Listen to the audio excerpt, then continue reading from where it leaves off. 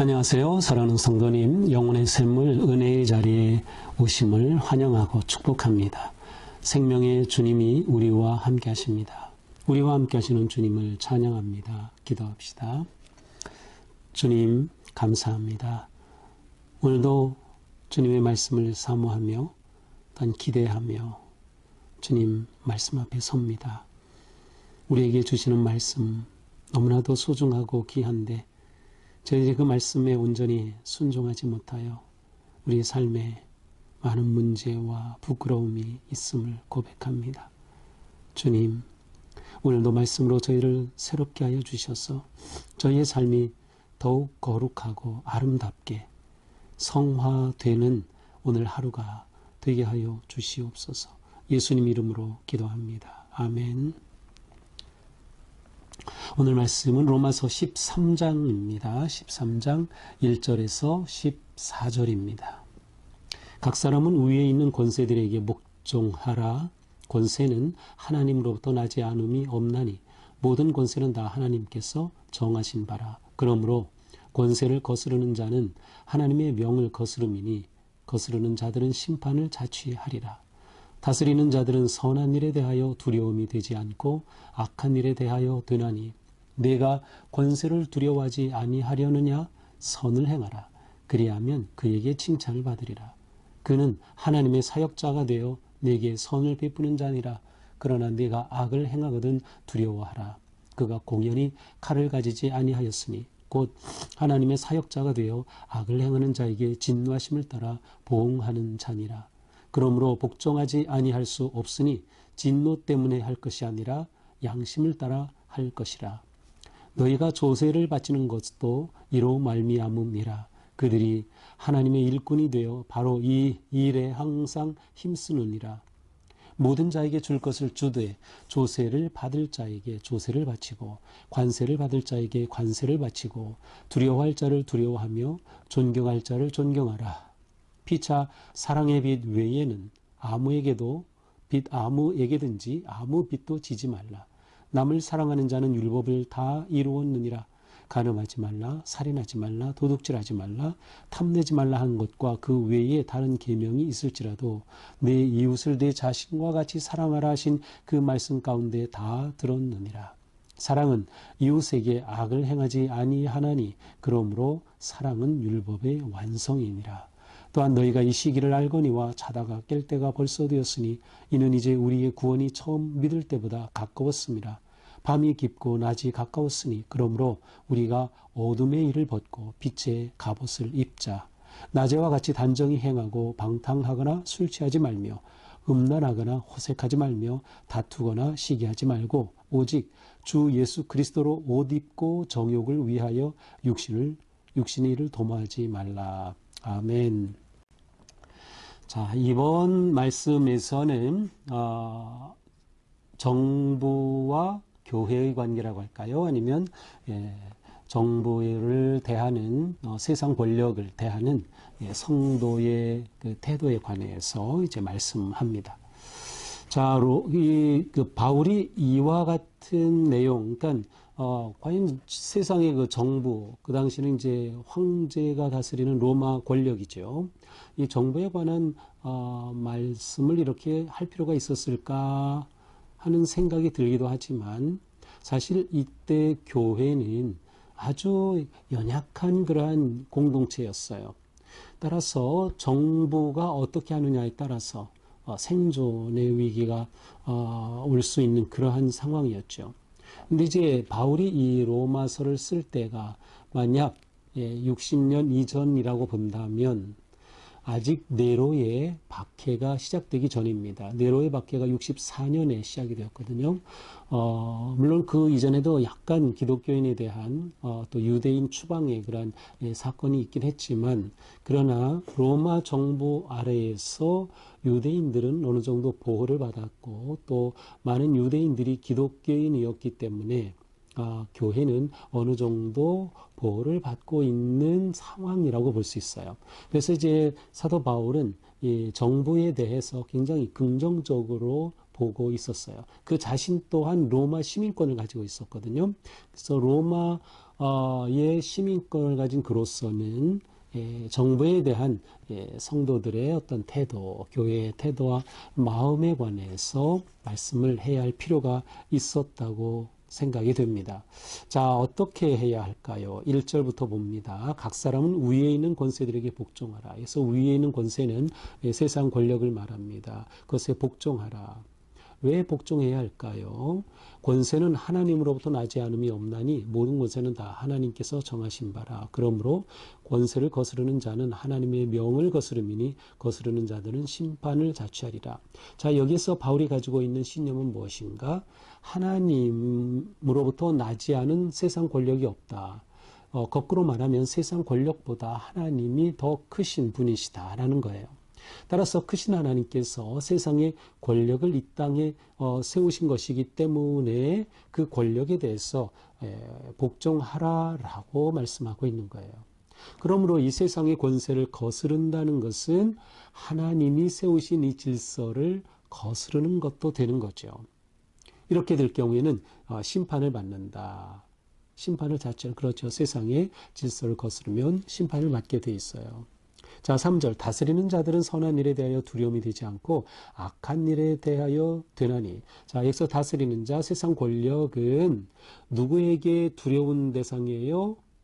악한 일을 하는 자에게. 다시 말하면 법을 어기는 자에게는 세상 권력이 두려움이 되는 거죠. 그러나 세상 권력이 두려움이 되지 않는 것은 이 세상의 법을 잘 지키면 세상 권력이 아무런 두려움이 될 이유가 없는 거예요. 선을 행하라. 그러므로 선을 행하라. 그리하면 그에게 칭찬을 받으리라. 선을 행하면 오히려 세상 권력에 칭찬을 할 것이다. 그는 하나님의 사역자가 되어 내게 선을 베푸는 자니라. 더 나아가서 바울은 세상의 권력자가 하나님의 사역자라고까지 합니다. 그러나 내가 악을 행하거든 두려워하라. 그러나 죄를 짓게 되면 너는 그 세상 권력자를 두려워할 수밖에 없다. 곧 하나님의 사역자가 되어 악을 행하는 자에게 진노하심을 따라 보응하시기 때문이다. 그러므로 복종하지 아니할 수 없으니 진노 때문에 할 것이 아니라 양심을 따라 할 것이다. 자, 이렇게 하나님이 세우신 질서이기 때문에 그것에 복종하지 않을 수 없다라는 거예요. 근데 이렇게 복종할 때 두려워서 하지 말고 진노 때문이 아니라 양심을 따라 하라. 양심을 가지고 세상의 권력을 대하라라고 하는 것이죠. 자, 너희가 조세를 바치는 것도 이로 말미암음이라. 여기서는 이제 세금에 관해서도 말씀해요. 아마도 이 바울은 텐트 메이킹, 천막을 만들어서 파는 그런 천막업자였기 때문에 사실은 이 바울은 비즈니스맨이었어요. 그러니까 비즈니스맨이었기 때문에 세금에 아주 예민할 수밖에 없었겠죠. 그래서 여기서 또 세금에 관해 말씀하는 것 같아요. 너희가 조세를 바치는 것도 이로 말미암음이라. 그들이 하나님의 일꾼이 되어 바로 이 일에 항상 힘쓰느니라. 자, 세상의 법에 따라 세금을 내는 것, 그 열심히 바르게 해야 한다는 겁니다. 모든 자에게 줄 것을 주되 조세를 받을 자에게 조세를 바치고 관세를 받을 자에게 관세를 바치고 두려워할 자를 두려워하며 존경할 자를 존경하라. 그러니까 세상의 권력 앞에 그들을 존중하라. 그들에게 그들의 법을 따르고 지켜라. 그리고 세금도 바르게 제대로 내라라고 하는 거예요. 자, 예수님도 언젠가 그 바리새인들이 예수님께 와서 예수님을 트집 잡으려고 시험했어요. 가이사에게 세금을 바치는 게 옳으냐라고 물었어요. 그러자 예수님이 동전 하나를 가져오게 하고 그 동전에는 황제의 그림이 새겨져 있죠. 자, 이 동전을 봐라. 이거 누구의 형상이 새겨있느냐? 가이사 황제. 그렇다면 가이사의 것은 가이사에게, 하나님의 것은 하나님에게 바치면 된다라고 말씀하신 적이 있어요. 그러니까 예수님도 이렇게 그 세상 권력에 대해서 말씀하셨고 사도 바울도 이렇게 말씀하죠. 자, 그런데 우리는 여기에서 이제 이 정부가, 이 세상 권력이 그리스도인들을 박해하고 또 불의하게 행할 때 그러면 어떻게 해야 되느냐라고 하는 그러한 질문을 하게 됩니다.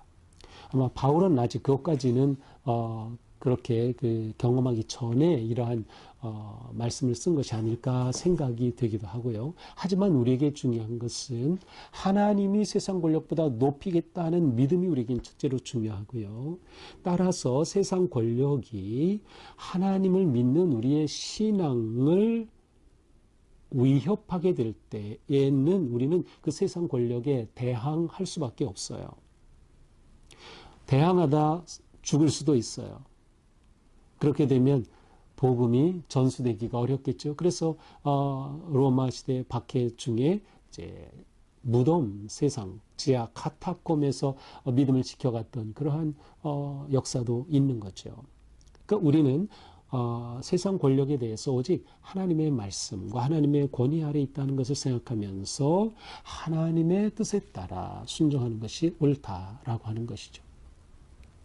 사실 세상 권력자들은 오늘 성경이 말씀에 나오는 것처럼 그들이 하나님을 대신해서 바른 일을 행하는 것이라면 얼마든지 우리는 순종할 수 있어요. 그런데 그렇지 못할 경우 사실 세상 권력자들 가운데 선한 권력자들은 그리 많지 않았던 것 같아요.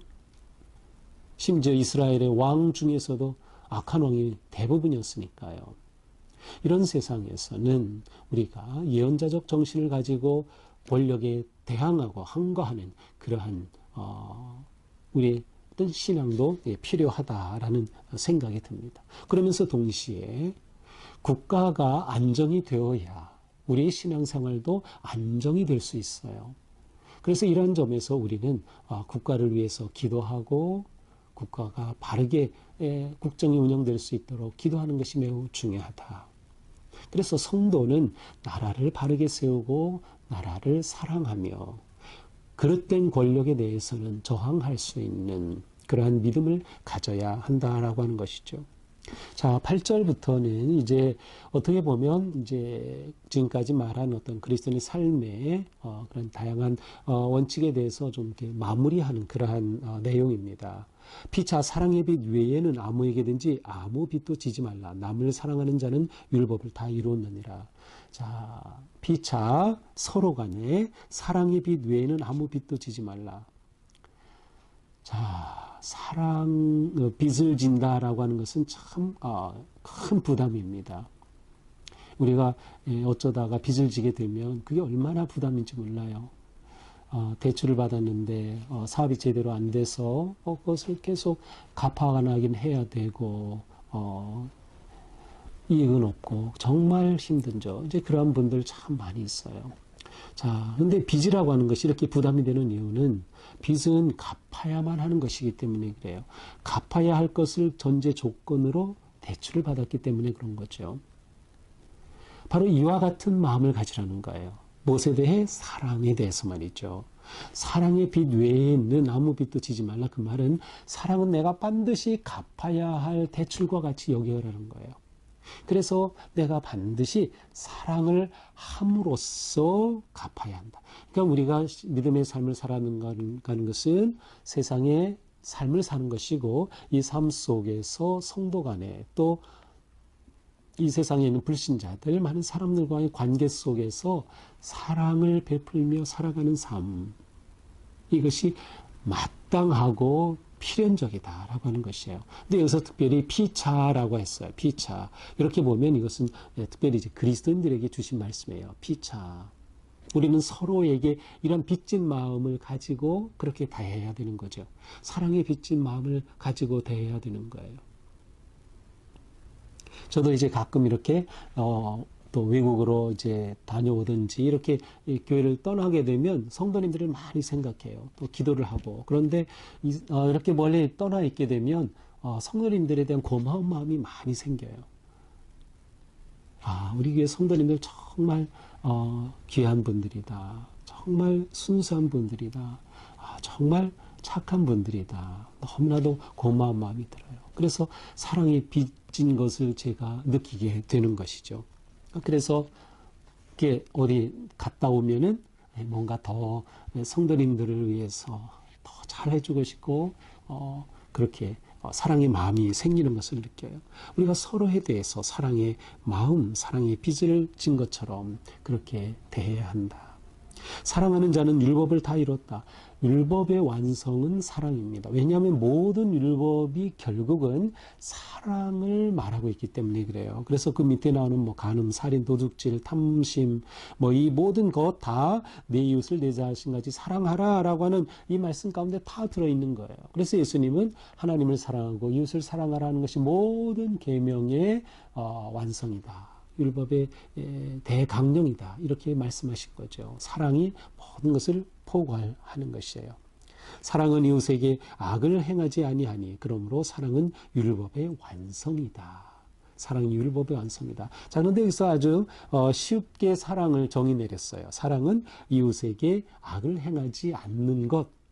이렇게만 우리가 생각해도 이게 사랑의 삶이구나. 그러니까 다른 사람에게 해를 끼치지 않는 거가 사랑이에요.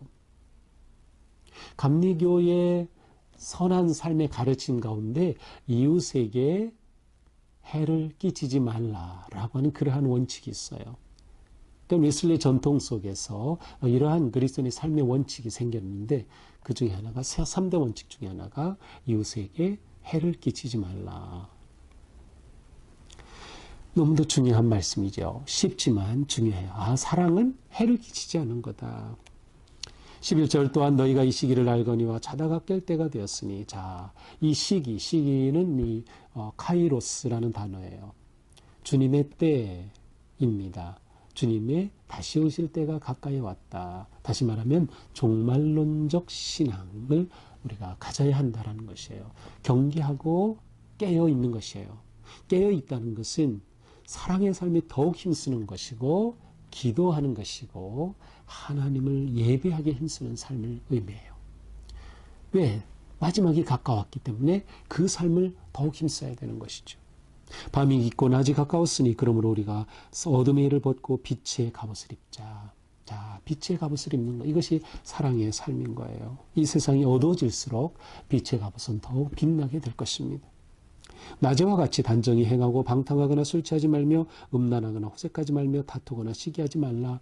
사랑하라 라는 뜻이죠. 오직 주 예수 그리스도로 옷을 입고 정욕을 위하여 육신의 일을 도모하지 말라. 오직 예수 그리스도로 옷을 입어요. 옷을 입으면 그가 누구인지 드러나죠. 예수 그리스도로 옷을 입는다는 것은 내가 예수 그리스도를 드러내는 거예요. 저 사람 어떻게 저렇게 사랑스럽고 거룩하고 훌륭하고 저러지? 예수님의 모습을 보여주는 거죠. 그게 예수 그리스도로 옷 입는 우리의 모습이에요. 그리스도를 드러내고 그리스도의 모습을 지닌 삶. 그 삶의 핵심은 무엇이에요? 그렇습니다. 사랑하는 삶. 자, 그래서 오늘 말씀을 보면서 우리는 사랑의 빚진 자다라고 하는 의식을 아주 깊이 새겨야 돼요. 사랑의 빚진 자. 나는 사랑의 채무가 있다. 사랑의 채무가 있다. 채무는 반드시 갚아야 될 거예요. 하나님은 우리를 사랑해 주셨고 그리고 우리에게 사랑하라고 하신 거예요. 그러니 우리는 이 사랑의 채무자다. 사랑의 채무자다. 근데 이 거꾸로 사랑의 채권자처럼 행동하는 사람들이 가끔 있어요. 자기 사랑 못 받는다고 생각하고 자기 사랑해 주지 않는다고. 근데 우리는 내가 먼저 사랑하는 거예요. 내가 먼저 베풀어야 하는 거예요. 이것이 성도의 사랑의 삶입니다.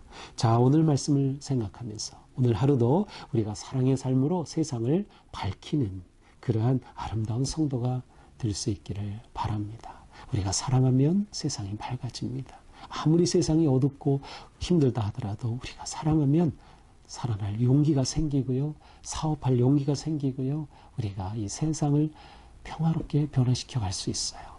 오늘도 우리가 사랑으로 승리하며 사랑으로 세상을 밝히는 복된 삶이 되기를 축복합니다. 기도합시다. 주님 감사합니다. 오늘도 주님의 은혜로 저희들을 세워주시고 불러주셨습니다. 오늘 주신 말씀 저희들이 삶에서 구체적으로 지키며 살아가겠습니다. 사랑의 빚진 자라고 하는 의식을 놓치지 않고 종말론적 신앙으로 깨어 있어 기도하며 주님의 말씀에 순종하는 사랑의 삶 승리하게 하여 주시옵소서. 예수님 이름으로 기도합니다. 아멘. 네, 오늘도 우리의 사랑의 삶이 많은 사람들에게 기쁨을 주는 그런 삶 되기를 축복합니다. 사랑합니다.